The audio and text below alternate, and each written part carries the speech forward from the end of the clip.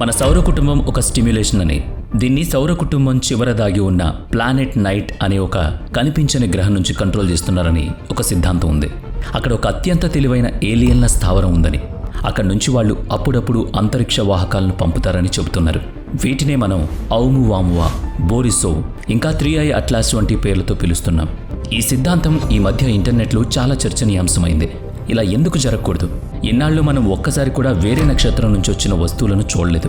కానీ గత కొన్ని సంవత్సరాల్లోనే మనం ఇలాంటి 3 వస్తువులను గమనించాం. వాటి ఫోటోలను కూడా తీసాం. వాటి వేగం, ప్రయాణించే తీరు భౌతిక శాస్త్ర నియమాలకు విరుద్ధంగా ఉన్నాయి.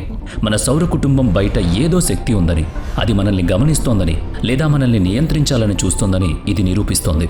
అందుకే చాలామంది ఈ వస్తువులను కనిపించని కవచంతో ఉన్న ప్లానెట్ నైట్తోనూ స్టిమ్యులేషన్ సిద్ధాంతాలతోనూ ముడిపెడుతున్నారు. అసలు శాస్త్రవేత్తలకు వీటి మధ్య దొరికిన ఆ ప్యాటర్న్ ఏంటి? అది చూసి వాళ్ళు ఎందుకు భయపడుతున్నారు? భవిష్యత్తులో ఇంకో వస్తువు వస్తే అది భూమి పక్క నుంచి కాకుండా నేరుగా భూమి మీదకే రావచ్చని వాళ్ళు అనుమానిస్తున్నారు. అంటే తర్వాత వచ్చే వస్తువుల వల్ల మన అంతం జరిగే అవకాశం ఉంది. అసలు ఎందుకిలా? రండి, ఈ విషయాలన్నీ ఈ ఎపిసోడ్లో తెలుసుకుందాం. మరో కొత్త ఎపిసోడ్ను మొదలు పెడదాం. అది 2025 డిసెంబర్, చలిరాత్రి. నక్షత్రాలు మెరుస్తున్నాయి. అప్పుడు దూరంగా ఒక చిన్న నీలిరంగు మచ్చ లాంటిది కనిపిస్తోంది. అది మిగతా నక్షత్రాల్లా ఒకే చోట ఉండకుండా నెమ్మదిగా కదులుతూ ఉంటుంది. టెలిస్కోప్లో చూస్తే అది సాధారణ తోకచుక్క కాదని అర్థమవుతుంది. అదే 3i అట్లాస్. అది నిజంగానే వేరే లోకం నుంచి వచ్చిన అతిథి. అది మన దగ్గర నుంచి వెళుతూ మళ్ళీ చీకటి అంతరిక్షంలో మాయమవుతుంది. ఆశ్చర్యకరమైన విషయం ఏంటి అంటే కేవలం 8 ఏళ్లలో మన సౌర కుటుంబం మధ్యలో నుంచి వెళ్లిన 3వ అతిథి ఇది. 2017లో మొదటిది, 2019లో రెండవది, అలాగే 2025 లేదా 26లో ఈ 3వది వచ్చింది. 3 వేర్వేరు కథలు, కానీ పద్ధతి మాత్రం ఒకటే. వేరే నక్షత్ర మండలం నుంచి వచ్చిన అతిథి మన గ్రహానికి చాలా దగ్గరగా ప్రయాణిస్తోంది. సరిగ్గా ఆలోచిస్తే ఇది ఒక భయానకమైన సిమ్యులేషన్ అనిపిస్తుంది. అసలు దీనికి ప్లానెట్ నైట్ లేదా సిమ్యులేషన్ సిద్ధాంతానికి ఉన్న సంబంధం ఏంటి?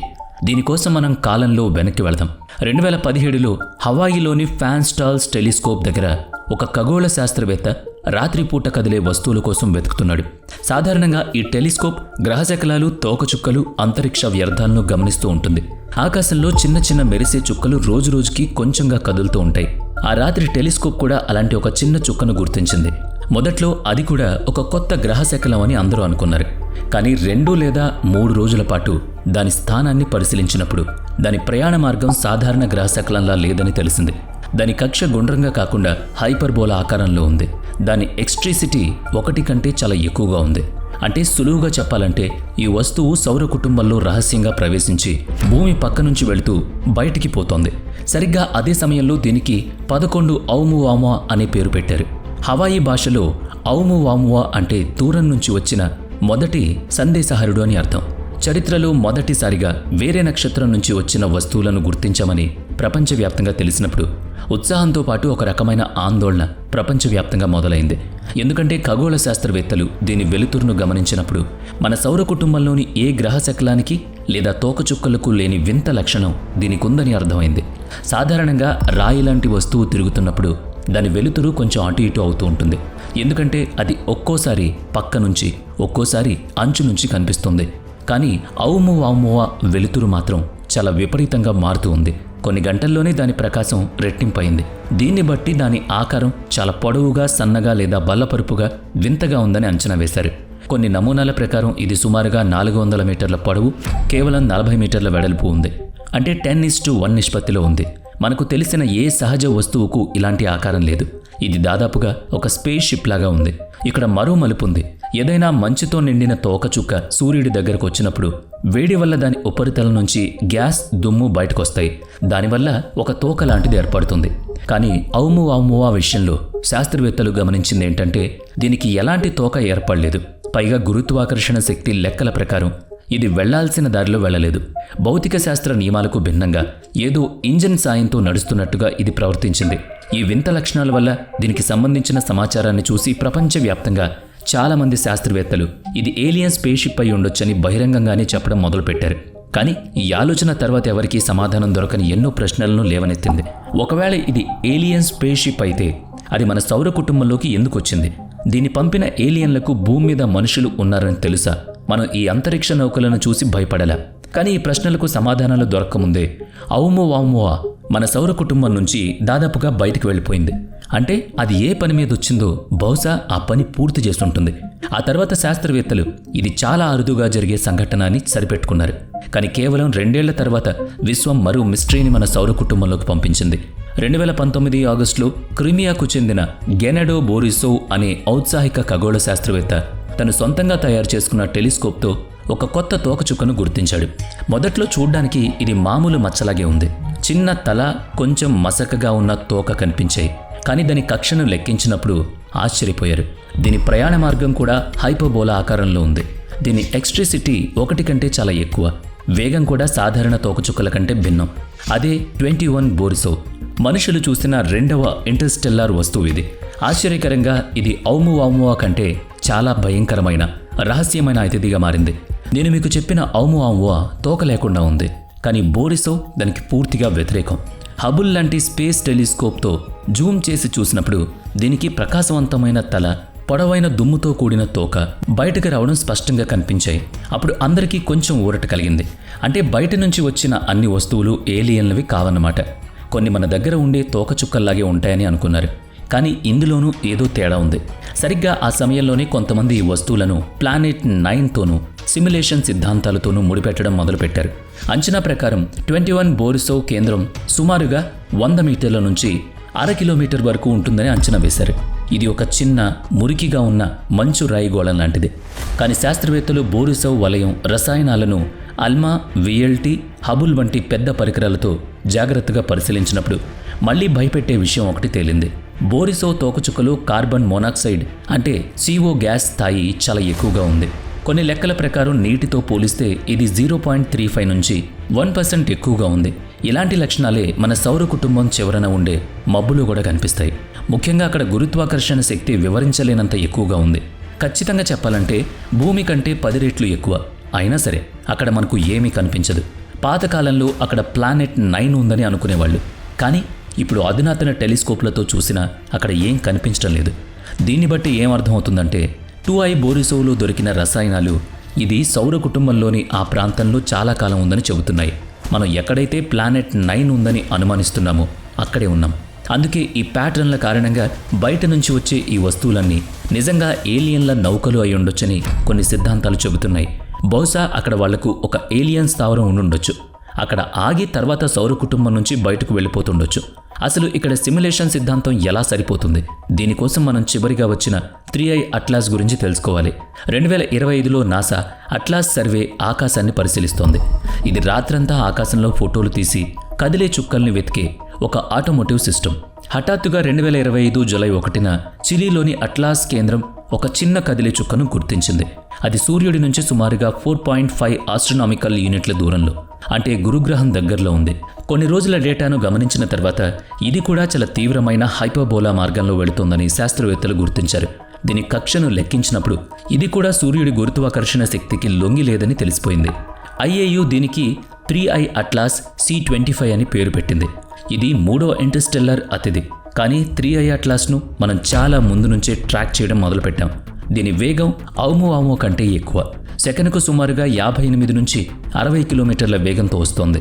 దీన్ని సులువుగా చెప్పాలంటే భూమి వ్యాసం అంత దూరాన్ని ఇది కేవలం కొన్ని నిమిషాల్లో దాటేయగలదు. దీని కక్ష కూడా గ్రహాల ప్రవాహానికి వ్యతిరేక దశలో నిలువుగా ఉంది. అంటే ఇది పక్క నుంచి కాకుండా నేరుగా పైనుంచి దాటుకుని వెళుతున్నట్టుంది. నాసా లెక్కల ప్రకారం ఇది 2025 అక్టోబర్ 30 నాటికి సూర్యుడి అత్యంత దగ్గరగా, అంటే సుమారుగా 1.4 ఆస్ట్రోనామికల్ యూనిట్ల దూరానికి అంగారక గ్రహం కంటే కొంచెం లోపలికొచ్చింది. డిసెంబర్ 19న భూమికి సుమారుగా 1.8 ఆస్ట్రోనామికల్ యూనిట్ల దూరంలోకి వెళ్ళింది. ఇది మన గ్రహానికి ప్రమాదకరమైనంత దగ్గరగా ఎప్పుడూ రాలేదు. కానీ సైన్స్ పరంగా ఇది ఒక అద్భుతమైన అవకాశం.